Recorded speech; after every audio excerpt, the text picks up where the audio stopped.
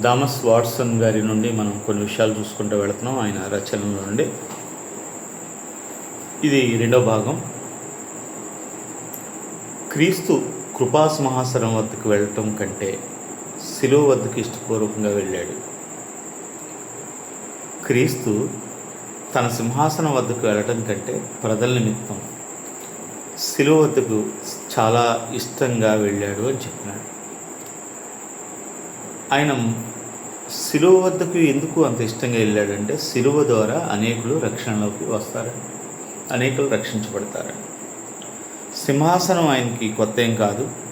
సింహాసనం ఆయన ఆది నుండి ఆ సింహాసనం మీద ఉన్నవాడే. ఆయన పరలోకాన్ని నుండి దిగి వచ్చాడు. ఆయన శరీరధారిగా భూమి మీదకి వచ్చాడు. ఇక్కడ సింహాసనం మీద గడపడం ఆయనకు కొత్త కాదు, అధికారం కొత్త కాదు. కానీ సింహాసనానికి వన్నె తెచ్చే తన పిల్లలతో తన పిల్లల్ని సంరక్షించడం, రక్షించడం ఇది చాలా ముఖ్యమైన విషయం. ఓ తండ్రికి తన ఆస్తిని అనుభవించడం గొప్ప కాదు, కానీ తన పిల్లలతో కూడా ఉండి దాన్ని అనుభవించడం సంతోషం. ఓ తండ్రికి తను సంపన్నుడై గొప్పగా కీర్తించబడడం గొప్ప కాదు, కానీ తన బిడ్డలు కూడా గొప్ప వ్యక్తులుగా తీర్చిదిద్దబడడం గొప్ప విషయం. కాబట్టి లోకంలో ఉన్న ధనానికన్నా ఒక తండ్రికి ఏది సంతోషాన్ని ఇస్తుంది అని అంటే, కుమారుడి యొక్క జీవం తండ్రిని సంతోషపరిచినంతగా, కుమారుడి యొక్క జీవం తండ్రిని సంతోషపరిచినంతగా లోకంలో ఉన్న ధనం ఒక తండ్రిని సంతోషపరచలేదు. మనం గమనించవచ్చు, మన దగ్గర ఎంత ధనమైనా ఉండొచ్చు, ఆ ధనం బిడ్డల్ని, మనకు పుట్టిన పిల్లల్ని ఒక పక్కన పెడితే ధనం చాలా తేలికగా తేలిపోయినట్లుగా ఉంటుంది, కానీ మన పిల్లలు చాలా విలువైన వ్యక్తులుగా, బరువైన వ్యక్తులుగా ఉంటారు.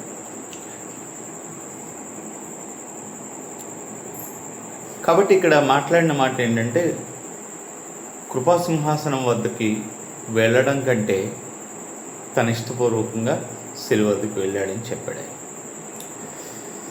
అనేకుల ప్రార్థనలో నిరుత్సాహం తప్ప వేదన ఉండదు. క్రీస్తు ప్రార్థనలో వేదన చెందారు.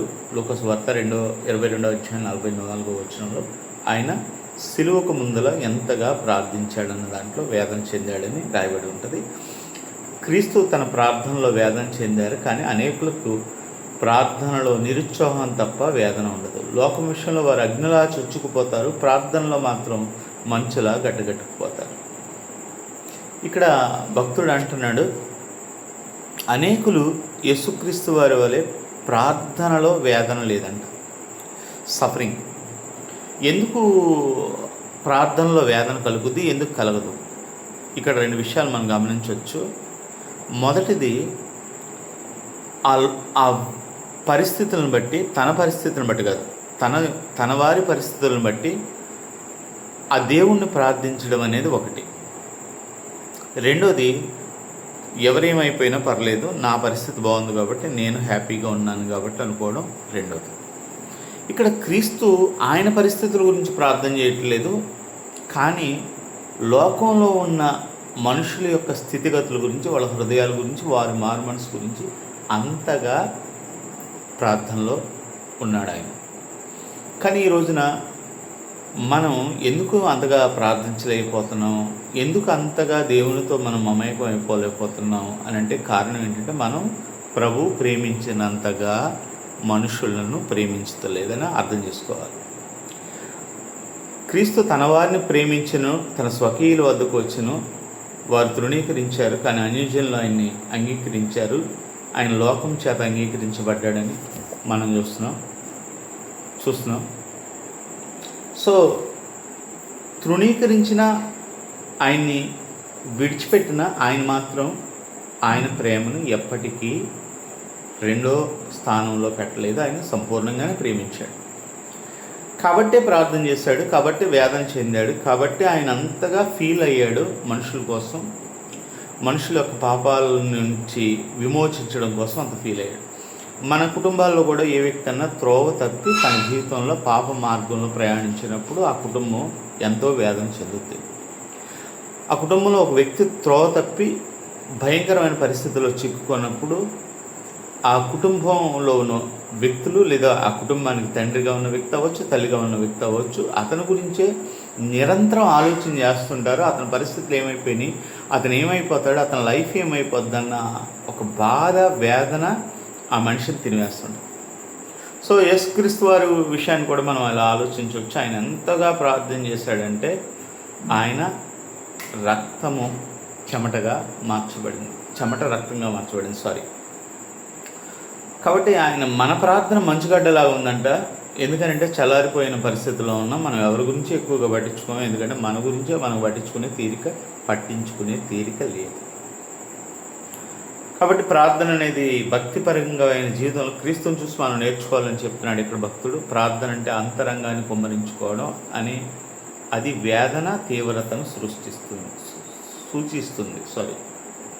ప్రార్థన అంటే అంతరంగాన్ని కుమ్మరించుకోవడం. దేవుడి దగ్గర ప్రార్థన చేయడం అంటే మన అంతరంగంలో ఉన్న విషయాలని, పరిస్థితుల్ని, స్థితిగతుల్ని మొత్తాన్ని దేవుడి దగ్గర పరచడం అని చెప్తున్నాడు ఇక్కడ భక్తుడు. మనం ఇలా అర్థం చేసుకోవచ్చు. హన్న తన సంతానం లేనప్పుడు దేవాలయంలో తన హృదయాన్ని దేవుని సన్నిధిలో కుమ్మరించుకుంది. ఎంతగా కుమ్మరించుకుందంటే తన పెదవులు వణికిపోతున్నాయి. ఆవిడ ఆ వణికిపోతున్న కాలంలో అక్కడున్న సేవకుడిగా ఉన్న ఏలి అన్నాడు, నీవేమో మత్తురాలుగా ఉన్నావేమో, ఏంటి ద్రాక్షారసం దూరం చేయంటే, లేదు నేను ప్రభు విషయంలో, నా బిడ్డల విషయంలో నా అంతరంగాన్ని దేవుని ముందులో కుమ్మరిస్తున్నానని ఆవిడ చెప్పడం జరిగింది. సో ఈ రోజున మనం కూడా దేవుని సన్నిధిలో ప్రార్థన చేస్తున్నామంటే మనకు ఒక భారం, బాధ్యత ఉంటే మాత్రం చేయగలమే, లేకుంటే మనం దేవుని వద్ద గడ్డగట్టిన పరిస్థితిలో ఉండగలం. గడ్డగట్టిన ప్రార్థనలు శక్తి లేని ప్రార్థనలు, అవి గమ్యాన్ని చేరవు. ఆ శక్తి లేని ప్రార్థన నిప్పు లేని బలిపీఠం వంటిది.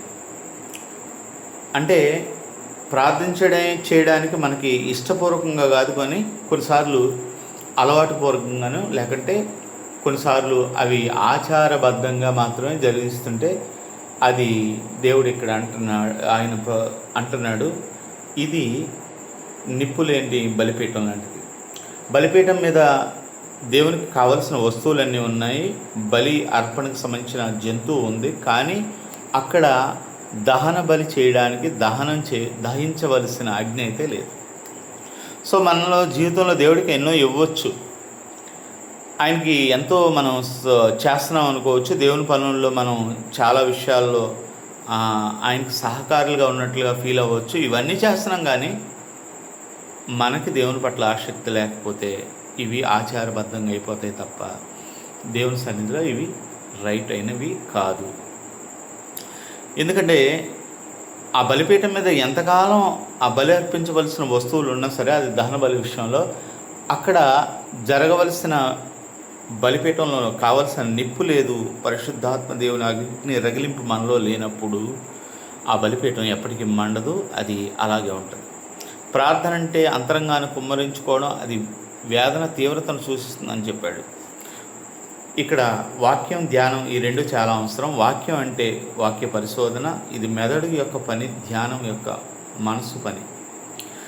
వాక్యం చదవడం మెదడు యొక్క పని. అంటే చదువుకుంటూ వెళ్ళిపోవడానికి దేవుని వాక్యాన్ని మనం ఆలోచన చేసుకుంటా వన్ టు వన్ చదువుకుంటూ వెళ్ళిపోతాం. కానీ ధ్యానం చేయాలంటే అది హృదయం, మనసు మాత్రమే చేయగలరు.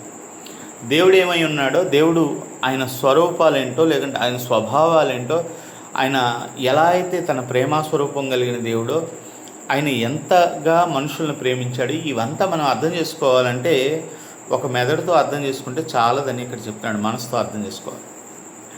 ఎందుకనంటే మనం ఇతర వ్యక్తి నన్ను ఎంతగా ప్రేమిస్తున్నాడని చెప్పడానికి ఒక లెక్కలు తీసుకుని చెప్పలేము. అవి వాళ్ళు చేస్తే దాన్ని మన పట్ల వాళ్ళు చూపించే కృతజ్ఞతను ఇవన్నీ చూసినప్పుడే మనం దాన్ని ఆలోచించగలం.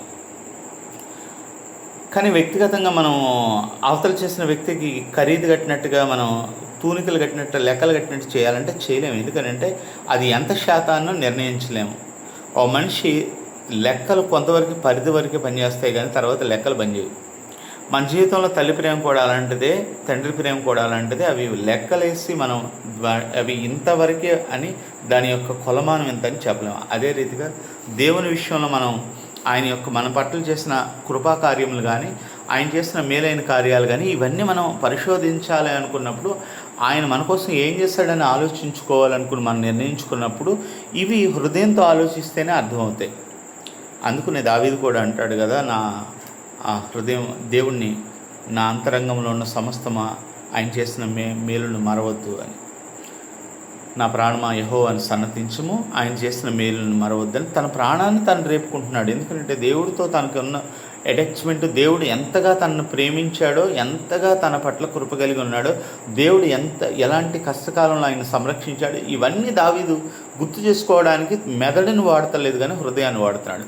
మెదడు వాడడం అంటే కొన్నిసార్లు మనం చూసుకోవచ్చు, స్కూల్లో చాలామంది బట్టేస్తారు. కొన్ని మాటలు అప్పగించడానికి వారికి విషయం గురించి తెలియదు కానీ వివరణ అయితే తెలుసు. దేవుడి గురించి విషయం తెలియనప్పుడు వివరణ ఎంతగా చెప్పినా వేస్ట్. ఎందుకంటే ఎన్నో విషయాలు సాతానుకు కూడా వివరించగలదు. అది బైబిల్లో ఉన్న విషయాలు చాలా తెలుసు దానికి.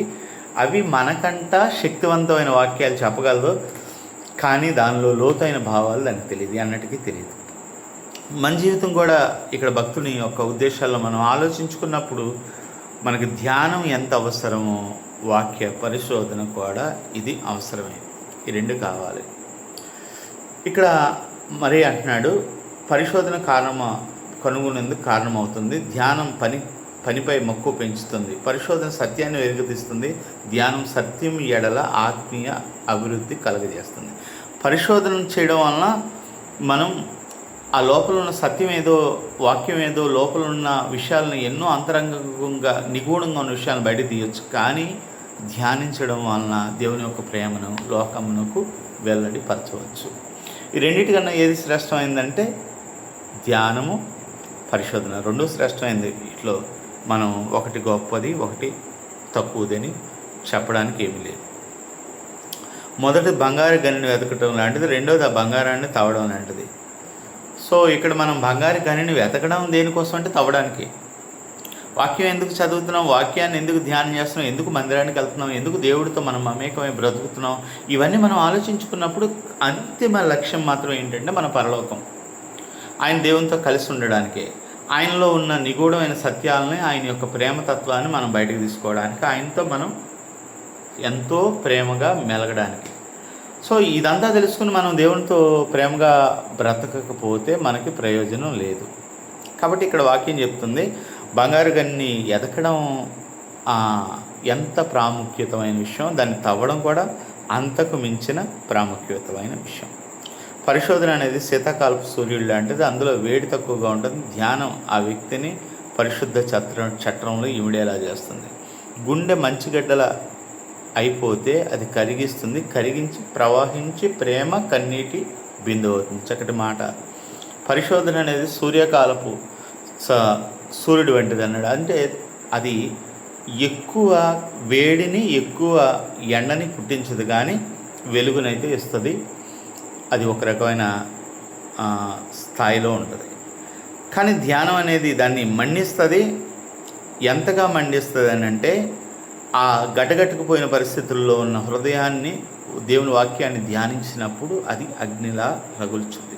ఆ రగల్చడం వల్ల ఏం జరుగుద్ది, లోనున్న ఈ గడ్డగట్టుకుపోయిన హృదయంలో ఉన్న మన హృదయం అంతా కరిగి అది ప్రవహిస్తుంటుంది. మరలా ఎంతగా ప్రవహిస్తుంది అంటే అందులో నుండి ప్రేమ పొడుద్ది అన్నాడు. ప్రేమ కన్నీటి బిందువు అవుద్దన్నాడు. నిజమే కదా. ఒక వ్యక్తిని మనం ఎంతగానో ప్రేమించినప్పుడు ఆ వ్యక్తి గురించి మనం కన్నీరు గారుస్తాం, అతని గురించి దుఃఖపడతాం, అతని పరిస్థితులను బట్టి బాధపడతాం. కొన్నిసార్లు మనకు సంబంధించిన వ్యక్తులు ఎవరైనా సరే కష్టంలో ఉన్న, చాలా తీవ్రమైన వ్యాధుల్లో ఉంటే వాళ్ళ గురించి మనం కన్నీళ్ళు పెట్టుకుంటాం. ఎందుకనంటే ఆ వ్యక్తిని మనం ప్రేమిస్తున్నాం అని చెప్పడానికి ఆ కన్నీరు సాక్ష్యం. కానీ ఆ వ్యక్తి మనకు సంబంధం లేనప్పుడు, ఆ వ్యక్తితో మనకి ఎటువంటి అటాచ్మెంట్ లేనప్పుడు, రోడ్డు మీద యాక్సిడెంట్ అయినా మనం ఆ పక్క నుండి వెళ్ళిపోతుంటాం తప్ప ఆ వ్యక్తిని పట్టించుకోం. సో దేవుని విషయంలో కూడా మనం ధ్యానం చేసినప్పుడు అది ఒక స్థాయే, కానీ మనం ఎప్పుడైతే పరిశోధన చేస్తామో దేవుని పట్ల అది మన హృదయంలో ఉన్న గడ్డగట్టిన స్థాయినంతా కరిగించి ప్రవాహం వలె ఇతరులను ఎంతగా ప్రేమించాలో అది మనకు నేర్పుద్దని బైబిల్ చెప్తుంది. దేవుడు ఎంతగానో మనల్ని ప్రేమించాడు. ఆయన తన ప్రేమను మన పట్ల వెల్లడిపరిచాడు. కాబట్టే ఆయన భూమి మీదకి వచ్చి శిలువలో మరణించాడు. ఎంతగా తన ప్రాణాన్ని పెట్టాడంటే ఆఖరి రక్త బిందువు వరకు ఆయన శిలువలో కాల్చడం జరిగింది.